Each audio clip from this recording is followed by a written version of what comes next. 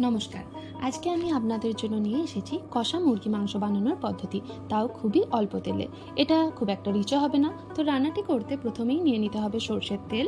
তেল গরম হলে গরম মশলা, 5 ফোড়ন, একটি তেজপাতা ও একটি শুকনো লঙ্কা ভেঙে তেলে দিয়ে নেব। তারপর 1 টেবিল চামচ চিনি দিয়ে একটু অপেক্ষা করতে হবে যতক্ষণ না চিনি বাদামি হয়ে ফুটে আসে। দেখুন চিনি বাদামি হয়ে ফুটে এসেছে। এবার আমি দিয়ে নেব আগে থেকে কুচিয়ে রাখা পেঁয়াজ। আমি এখানে 5টি পেঁয়াজ ব্যবহার করেছি।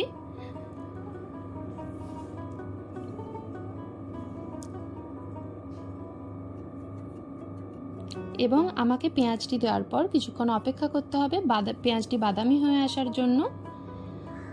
এবং এরপর আমি দিয়ে নেব 4টি কাঁচা লঙ্কা ভেঙে নিয়েছি আমি। এবার রসুন বাটা দিয়ে নেব এবং আমি এখানে প্রতিটি উপকরণ 1 কেজি মাংসের জন্য নিচ্ছি। আপনারা কতটা মাংস নিচ্ছেন সেই অনুপাতেই উপকরণগুলি কিন্তু ব্যবহার করবেন।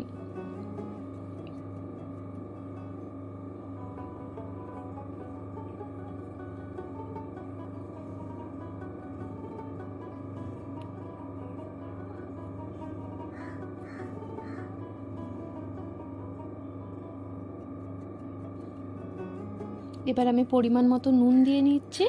এটা আপনারা আপনাদের স্বাদ মতো নিয়ে নেবেন।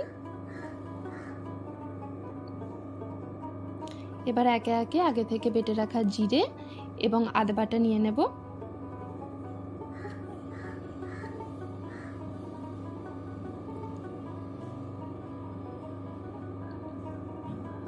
এবার আমি মশলাটি ভালো করে কষিয়ে নেব।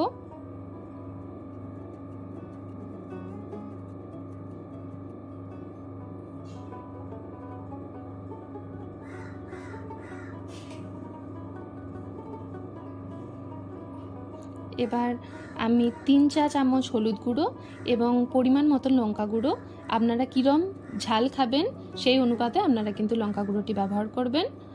এবার আমি অল্প অল্প জল দিয়ে মশলাটি কষাতে থাকবো যাতে মশলাটি কড়াইয়ের গায়ে লেগে না যায়।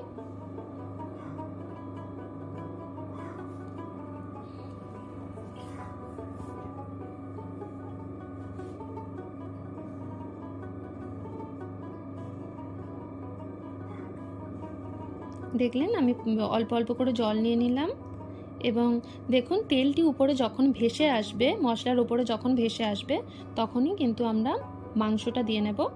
আমি আবার বলছি, আমি 1 কেজি মাংসের অনুপাতে সব কিছু ব্যবহার করেছি। আপনারাও কিন্তু সেই অনুপাতে আপনাদের উপকরণগুলি ব্যবহার করবেন।